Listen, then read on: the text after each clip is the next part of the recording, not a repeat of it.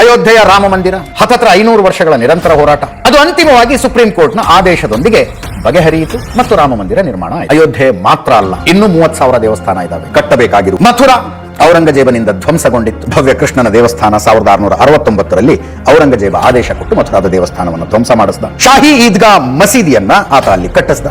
ಅದೇ ದೇವಸ್ಥಾನದ ಧ್ವಂಸಗೊಂಡ ಕಲ್ಲುಗಳನ್ನು ಬಳಸಿ ಶಾಹಿ ಈದ್ಗಾ ಮಸೀದಿಯನ್ನ ಅಲ್ಲಿ ಕಟ್ಟಲಾಯಿತು. ಇನ್ನು ಸಂಭಲ್ ಕಲ್ಕಿ ಅವತಾರ ಆಗುತ್ತೆ ಅಲ್ಲಿ ಅನ್ನುವ ನಂಬಿಕೆ. ಬಾಬರ್ನ ಕಾಲದಲ್ಲಿ ಸಂಭಲ್ನಲ್ಲಿದ್ದ ದೇವಸ್ಥಾನವನ್ನ ಧ್ವಂಸ ಮಾಡಿ ಅಲ್ಲಿ ಮಸೀದಿ ಕಟ್ಟಿದ್ರು, ಶಾಹಿ ಜಾಮಾ ಮಸೀದಿ. ಹರಿಹರ ದೇವಸ್ಥಾನ ಇತ್ತಲ್ಲಿ, ಭವ್ಯವಾದ ಹರಿಹರ ದೇವಸ್ಥಾನ ಇತ್ತು.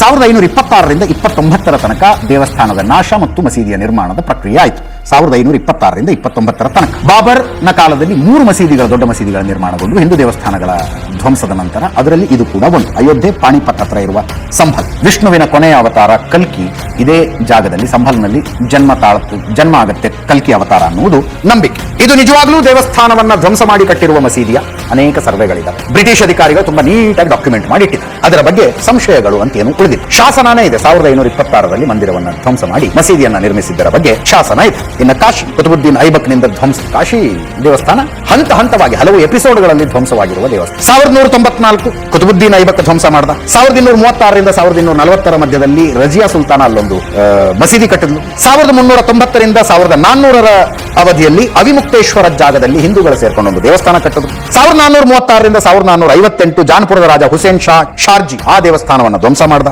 1475ರಿಂದ 1480ರ ಮಧ್ಯದಲ್ಲಿ ಅನೇಕ ಹಿಂದೂ ರಾಜರುಗಳು ಸೇರ್ಕೊಂಡು ಮತ್ತೆ ದೇವಸ್ಥಾನ ಕಟ್ಟಿದ್ರು. 1490ರಲ್ಲಿ ದೆಹಲಿಯನ್ನ ಆಳ್ತಾ ಇದ್ದ ಲೋಧಿ ಸುಲ್ತಾನ ಬಂದು ಮತ್ತೆ ದೇವಸ್ಥಾನ ಹೊಡೆದ. 1585ರಲ್ಲಿ ರಾಜ ಮಾನಸಿಂಗ್ ಮತ್ತೆ ದೇವಸ್ಥಾನ ನಿರ್ಮಾಣ ಮಾಡಿದ. 1669ರಲ್ಲಿ ಔರಂಗಜೇಬ ಮತ್ತೆ ದೇವಸ್ಥಾನ ಧ್ವಂಸ ಮಾಡಿದ. 1776ರಿಂದ 80ರ ಮಧ್ಯದಲ್ಲಿ ಅಹಲ್ಯಾಬಾಯಿ ಹೋಳ್ಕರ್ ಮಸೀದಿಯ ಪಕ್ಕದಲ್ಲಿ ಮತ್ತೊಂದು ದೇವಸ್ಥಾನವನ್ನು ನಿರ್ಮಿಸಿದ್ರು. ಮರಾಠ ರಾಣಿ ಅಹಲ್ಯಾಬಾಯಿ ಹೋಳ್ಕರ್. 1835ರಲ್ಲಿ ಮಹಾರಾಜ ರಂಜಿತ್ ಸಿಂಗ್ ಅದರ ಮೇಲೆ, ಆ ದೇವಸ್ಥಾನದ ಮೇಲೆ 1 ಟನ್ ಚಿನ್ನದ ಹೊದಿಕೆಯನ್ನು ಹೊದಿಸಿದ ಗೋಪುರಕ್ಕೆ. ಇದು ಕಾಶಿ ವಿಶ್ವನಾಥ ದೇಗುಲ ಮತ್ತು ಅದರ ಪಕ್ಕದಲ್ಲಿ ದೇವಸ್ಥಾನವನ್ನ ಧ್ವಂಸ ಮಾಡಿ ನಿರ್ಮಾಣ ಮಾಡಿರುವಂತಹ ಜ್ಞಾನವ್ಯಾಪಿ ಮಸೀದಿಯ ಮಧ್ಯದ ವಿವಾದ. ಈ 3 ವಿವಾದಗಳನ್ನ ಆಗಸ್ಟ್ 21ರಿಂದ 23ರ ತನಕ ಕೂತ್ಕೊಂಡು ಮಾತಾಡಿ ಬಗೆಹರಿಸಿಕೊಳ್ಳೋದಕ್ಕೆ ಒಂದು ಪ್ರಯತ್ನ ಮಾಡಿ ಅಂತ ಸುಪ್ರೀಂ ಕೋರ್ಟ್ ಹೇಳಿದೆ.